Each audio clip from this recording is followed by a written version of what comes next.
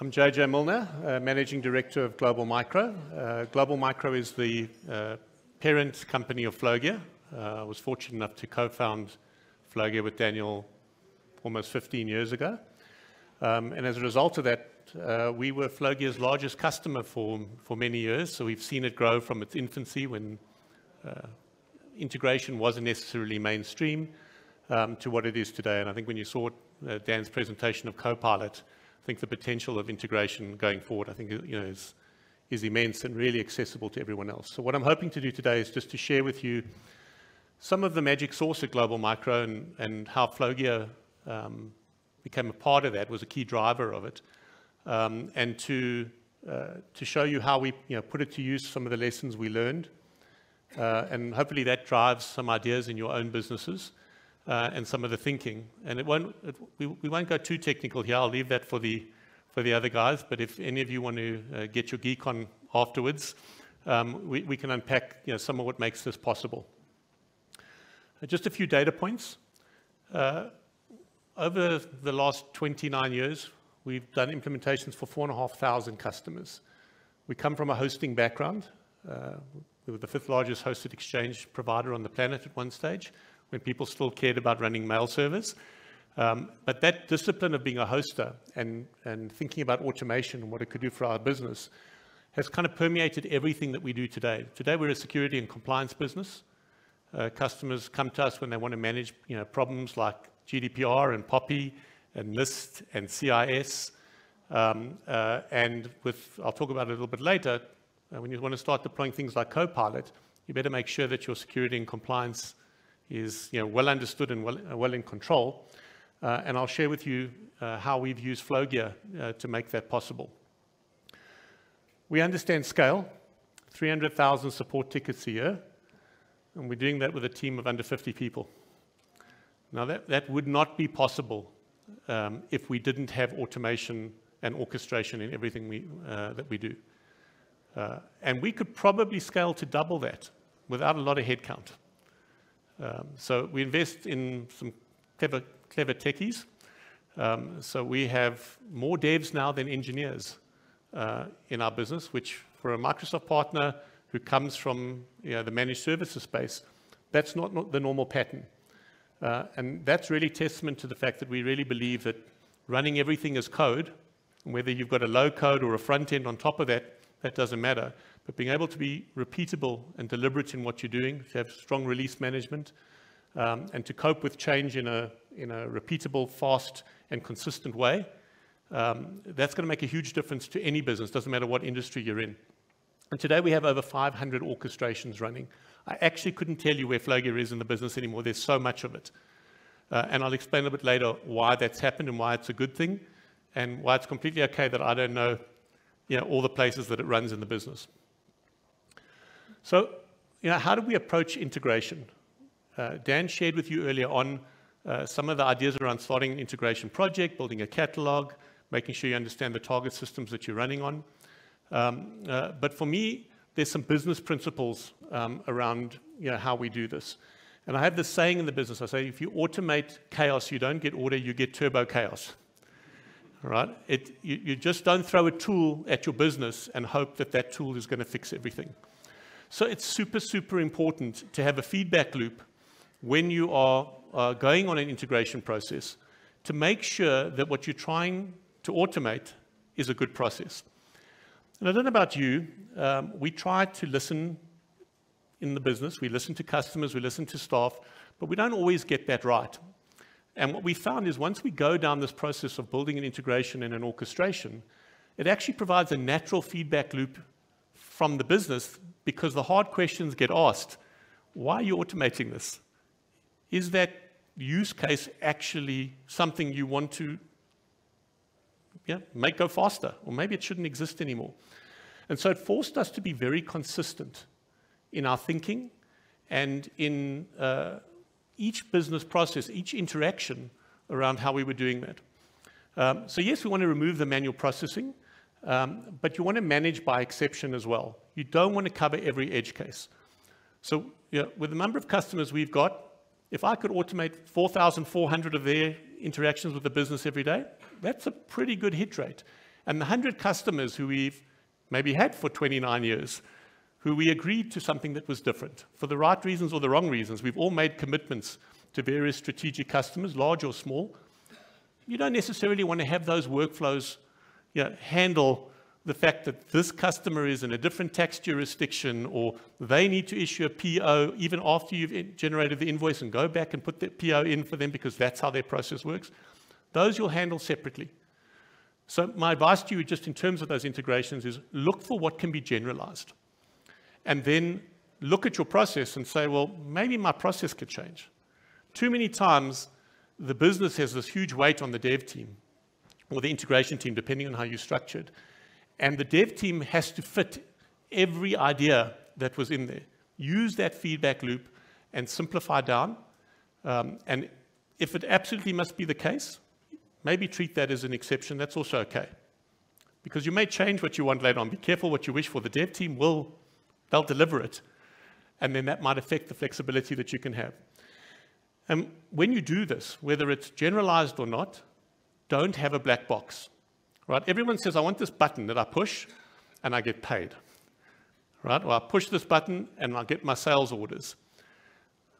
But if no one understands how that's working, if only the dev who built it knows how that integration fits together, when something goes wrong or you can't explain something, then it's quite a tedious process to unpack that. So when you build it, the workflows, make sure that there's a reporting feedback through there. Flowgear has some great nodes for generating Excel reports and tabulating what it's been successful, what it's skipped. It has email nodes that can send the various stakeholders their reports. And so whenever we have these integrations, and as I say, they're running all the time, those emails go out on success and failure. I'll show you how we handle failures a little bit later in the talk. But make sure that you've got this reporting and that you've got the logging in place. One of the nice things about Flowgear and the isolated model that Dan spoke about earlier is that they're your logs. So use those logs and you can obfuscate things like personally identifiable information, credit card information, etc. That's not normally needed for your troubleshooting process. But the rest of the logs will really be useful for you. And when you start applying the AI learning later on, well, if you're dropping into the logs the right information, well, then you can also optimize those workflows a lot better. And then the last thing is just in terms of the simplification. Apart from running a better business, if you don't have to explain to people all the different nuances of what needs to be in the source system and the target system in order for these workflows to work, then you can hire people more effectively. People can move into new roles because it becomes intuitive. So wherever possible, simplify. Don't be tempted by the power of an integration platform to cobble together 60, 70 different systems together. Maybe have 10, or maybe have some different, simpler rules. It really stood us in good step. I've got a scope creep folder for all the clever ideas that I've got, and I just let things sit there. Just for a little bit before I implement them. Because what makes sense in the heat of a meeting, in the heat of a discussion, we can just solve that problem by doing this, this, and this. Sometimes just let it sit a little bit and let it percolate. So I've got 3 examples I'm going to share with you today. The first is a set of workflows we call Fintegrate. Fintegrate is First National Bank's electronic interface, billing interface for mid-market and enterprise customers. So if you want to place purchase orders, pay creditors, you want to do debit orders, you want to do EFT transactions, this is the platform that you need. And our business exists to serve customers, and we really only ask for 2 things from customers. One is be kind to our engineers. They're not always so good at that. And the second is we'd like to be paid. And there are a lot of reasons why customers find the payment process in organizations very, very difficult, right? Because it's not a customer-facing business unit. You're sitting with systems that are sometimes dealing in multiple geographies. You've got tax, you've got auditors, you've got probably non-technical people in that side of the business. They probably don't even understand what you sell. So we spent quite a lot of time with customers taking their feedback and trying to make it easier for them to pay us, either via debit order or via EFT. And so I'm going to share with you just a couple of examples of how we did this. So it needed 6 connectors. So in our case, we use Sage Evolution. We've got First National Bank. Our CRM system is a managed services platform called ConnectWise. We needed to work in Excel and prepare reports. We needed to work with Azure. Right? We use Key Vault extensively to secure the credentials. And of course, we needed to email. And we managed to reduce our ad hoc processing down to 4% across the kind of volume and those stats that I shared with you earlier on. And the key thing I wanted to show you is this is the interface that our finance team uses. They don't log into Sage. They don't log into the bank. They do everything in a Flowgear app. So this is a web front-end layer. It's built inside the Flowgear interface. All the authentication, all the security access that customers use is managed by Flowgear, customers and our debtors team. And you can see that it's pretty intuitive. You don't need a manual to be able to see what's going on there. And so, when we built this, we again went back to those disciplines, right? We said, let's be consistent. So when we process a notice to customers around what we're going to take from their account on the last processing day of the month, if the transaction wasn't finalized by the 21st of the month, we don't collect it. We'll take the hit and collect it next month. That gives a customer a month plus 7 days to receive a notice with all the recurring invoices that we're going to collect. Any invoices that have been excluded, and we'll talk about customers disputing invoices or not being ready to pay. Any manual payments that they've maybe asked us to process, we send them that mail, and they've got 7 days before the debit order is going to go through, right, in the case of a debit order. And it's a simple process to explain. Anyone in the business can turn around to a customer and say, trust us with a debit order. It's actually going to make your life easier. You're going to get more than a month to check it. You've got a way that's predictable and reliable, and we won't mess up. Right? If the person who manages your account is off ill, what happens in a billing process? Things go out late. Maybe someone sent a mail that something was agreed with an account manager not to pay something or a payment plan, and then you've let the customer down. And if you're trusted to process a debit order, and bearing in mind we have mid-market customers as well as small and medium business, mid-market customers don't like to pay by debit order. Why? Because they've got processes, they've got purchase orders to issue. They want control. So if they trust you, you better be consistent because you've got one shot. Right. The second thing is remove the manual processing from the equation. So when we process the debit order, we send them confirmation that the debit order went through. If maybe there weren't funds in the account, we automatically unapply it so the statements are correct. We automatically update our CRM system to adjust the credit score. We automatically notify the account manager to know that the debit order didn't go through. They can phone the customer and they can say, we're going to process it again next month. Right? We are not going to reprocess it 3 days later, but we tell them that we knew that it didn't go through and that they shouldn't go and do a manual payment. Because if they do a manual payment, we've got to manage that process. So again, about being consistent and being simple, it was simpler for us to try again a month later than to try and collect the money again 3-4 days later. And then the last thing, and this came back from customer feedback, sometimes customers can't pay you on time. Right? By telling them 37 days early, they can say, listen, can you please process it on a different date? Or can you please split this over 3 payments for us? We had a customer who didn't pay us. We can load that payment plan into Fintegrate. They'll get a notice around what dates those are going to go through, and then they will go through on those specific dates. We've got a couple of customers, for example, who want debit orders to go through on the 15th. So our systems can handle that as well. If a customer contests an invoice, they simply send a mail to the finance team. It gets marked as contested. And then for up to 90 days, that invoice will be skipped. We don't try and have a feedback loop back into that to try and reprocess it. Someone needs to manually go and do it. But I also don't want an invoice just lying that hasn't been processed for a year and suddenly we realize it hasn't been paid. So at 90 days, if it hasn't been cleared and we haven't done what we needed to do on the manual process, customer will get an email to say the following invoice was excluded. They would have got a notice every single month to say that it was excluded and that they should deal with the, whatever they were querying on the invoice, and then it will automatically be done. And we open up tickets on our help desk system for any exception. This is a great catch-all. I want to encourage you guys to do this. Everyone has a CRM system, but how many of you treat your finance department as a help desk? You've got processes for response time commitments and how often you should update them. We run our data's department through the same help desk system that we run our engineers. And so whenever there's an exception, we simply open up a ticket, and then it can be handled with whatever the exception information is that was needed.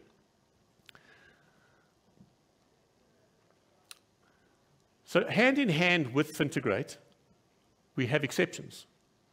We have maybe customers where the banking details aren't correct, or we couldn't process through them, not because there wasn't funds in the system, but because certain invoices weren't flowing through. Maybe the tax rules, maybe the accounting system said it was a closed period, and we were trying to update the payment on a closed period. So we needed a way to manage the data and manage the exceptions that didn't require someone to now get hold of the help desk and go to the dev team and say, well, can you go through the logs? Here's the report you sent me. Why did these things fail? So using the same interface, and this is 5 connectors. So this is an example with Partner Center, but same thing happens on Fintegrate. I think earlier on in the discussion, someone asked us about Microsoft Partner Center. Microsoft's making changes all the time to those APIs. And so here you can see, we can tell when customers aren't synced. 84 new customers were added in a given month. They were added in Partner Center. Maybe our guys were doing some investigations. Maybe we were doing some reporting. They haven't yet signed their contracts. They're not in the CRM system yet. There's no way that licensing or transactions from Partner Center can move into our CRM system if they aren't mapped. But with this dashboard, the relevant parties in Global can click on the 84 unsynced and simply put in the customer code to sync that data, and then those transactions will automatically go through. You also have data that should permanently be out of sync. And I'll give you an example. Microsoft renews subscriptions literally at midnight on the last day of that subscription. That's how they process. And they'll process at GMT -2. So there's a time difference as well. We will renew the agreements a month before. Why? Because when we simplified those business rules, we wanted to send the invoice at least a month in advance. Our business rules say that contracts renew ahead of time. And so there's going to be a permanent mismatch 1 month before contract renewal, where our systems will show that the data has a different end date compared to what Microsoft says. And so that's fine. And you'll see there's a little asterisk next to there just so someone knows that that's a known exception. So you can drill down very, very easily into the source and the target system without any training and manage that particular query. You can also, if you're a debit order, account manager, if a customer needs information, our salespeople don't have access to Sage or Microsoft Partner Center. We can give them the right access. So we all talk about least privilege and role-based access. That's super difficult to do when every system is different. And generally, the APIs for security are not as feature compliant as what you can get in the front end, because it's changing all the time in these systems. They're normally the last ones to get attention. So really useful if you can expose the data, make the decisions around who's going to see what, and handle all your role-based access in Flowgear. And this has worked really, really well for us. Here's an example of where we would have different renewal dates between 2 systems and drilling down all in one consistent front end. So really, really easy to handle those exceptions. Now, Dan showed you what Flowgear is doing around the equivalent of Flowgear's Copilot, OpenAI, ChatGPT.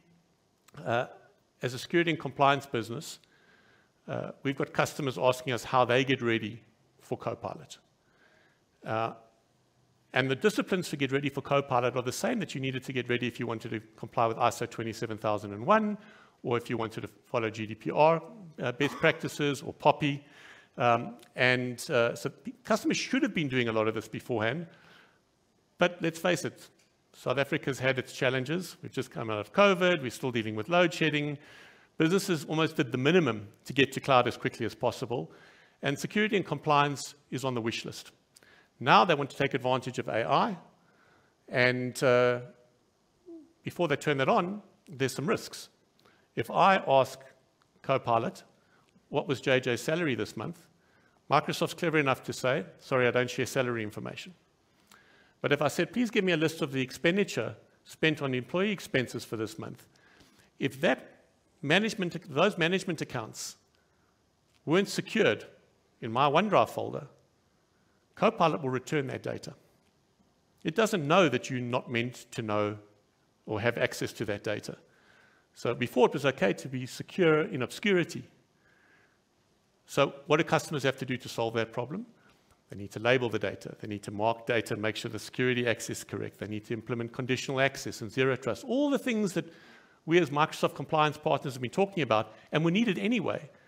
But now it's become a profit driver for the business because management is asking, why don't I have these AI tools in our business? Why have I got more power in my personal capacity than I have in our business? How can we improve our business processes? How can we move forward? So there's a sense of urgency, and we needed a way to deliver a Microsoft Secure score of a minimum of 75 out of 100 in 90 days. And this is across the full, either business premium for smaller businesses or E5 in our mid-market and enterprise customers. So we do this in 3 phases. The first phase is to deploy the CIS, the Center for Internet Security governance frameworks across Teams, OneDrive, SharePoint, and email. Then we have to do the endpoint management. So that means deploying Intune, mobile device management, conditional access, enrolling all the phones, enrolling the tablets, iOS, Mac devices, Android devices. And then once all that's done, we've got to implement DLP, data labeling, Purview, compliance manager. That's a lot to do in 90 days. And it's a lot to do with under 50 people, with the number of customers we've got. And imagine trying to get that communication and that consistency in our customers' teams who have to make these decisions when management is saying to them, you've got 1 quarter. By next quarter, I want to be implementing AI in our business. So last year, we wrote over 100,000 lines of PowerShell in YAML.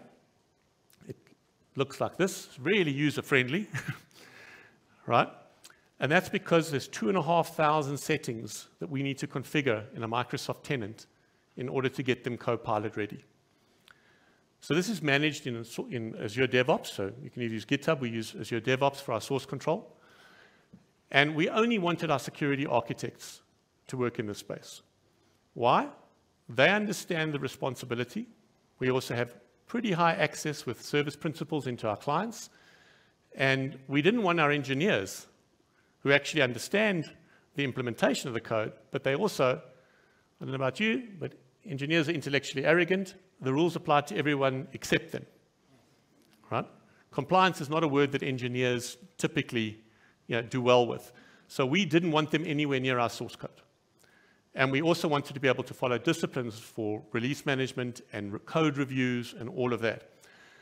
And we needed an easy way for the engineers and customers and project managers to interact with Azure DevOps and all of this code that we're managing, and bearing in mind that every month we probably release around 5–10% changes on that code as Microsoft releases new functionality or customers give us feedback on changes we needed to do.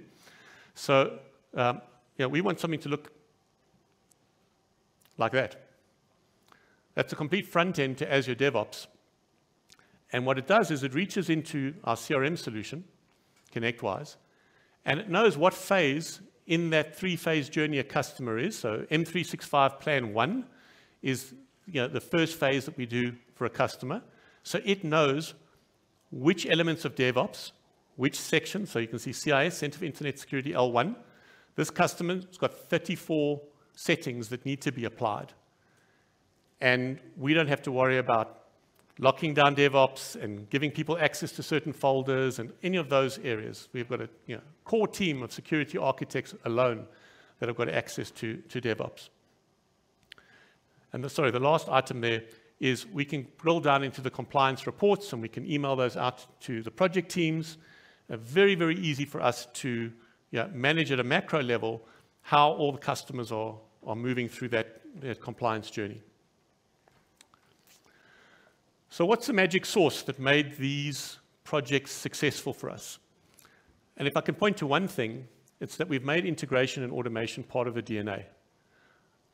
I can't stand anything that's manual. It doesn't scale, right? We've done it for 29 years. Whenever I make a decision in the business, even if it's something like a contractual change, if a customer says to me, can you change this term in our contract? My first response is not, is it a good suggestion or a bad suggestion? It's, am I prepared to give this to every customer? And if I'm prepared to do it for every customer, then it's worth evaluating whether it's a good, can I deliver it to every customer? And then I say, well, is it a good suggestion or a bad suggestion? How should we adjust it? And so because it's in our DNA, any staff member in the business can talk directly to the integration team. They brief them, they give them feedback. There's no gatekeeper, there's no custodian, not like other businesses, who decides what goes into the integration pipelines, what we're going to do when. So the team might come back to me on prioritization at some point, but every single staff member can talk to the integration team. And some of our best ideas have come from people who would normally be excluded from the integration process because they're working directly with the apps. They don't work with the workflows themselves. And it doesn't matter if it's a one-off project or it's a much larger strategic initiative, right? You're going to take on some data. You're going to have some things that problems in your source systems. You could write scripts. We use integrations to fix the data. So one of the benefits around having, managing by exception and allowing one-off projects to be used as well is that we trust the data in our source systems now. I reckon we've got over a 98% accuracy in our CRM. That's rare. And we haven't had to go and use enrichment from external sources like correcting addresses or looking at postal codes, that kind of normal stuff. We've let the integration process and the ability to, on the dashboards, to look at what those exceptions are, and organically, we just have good data. And that's going to make a huge difference when we start applying LLMs to that data, because it can be trusted. So, for me, integration is a competitive advantage. It's what's made us successful. We punch well above our weight in terms of headcount. We've got customers in 53 countries. That brings a lot of complexity, a lot of different use cases. And we've been able to simplify things down. Despite the growth, despite the number of customers we're managing, our cost to process transactions have gone down every single year for the last decade. And we've been able to do that reliably. And because of it, we've been certified for ISO 27001, ISO 22301, and 20000. So this feedback loop will yield benefits in your business beyond being able to do things faster. It will make you a better business. It'll allow you to listen to customers. It'll allow you to listen to other stakeholders in your business. And if you're consistent and you're trusted, you'll grow. If you have any questions, I can take them now, or I'll be available in the break, and we can give you more detail. MC will be doing a breakout session in detail around Fintegrate. If you wanted to see some of the examples, whether you use First National Bank or not, I don't think it matters. I think the disciplines and the processes and the way we've approached it can be applied to any system. Thank you.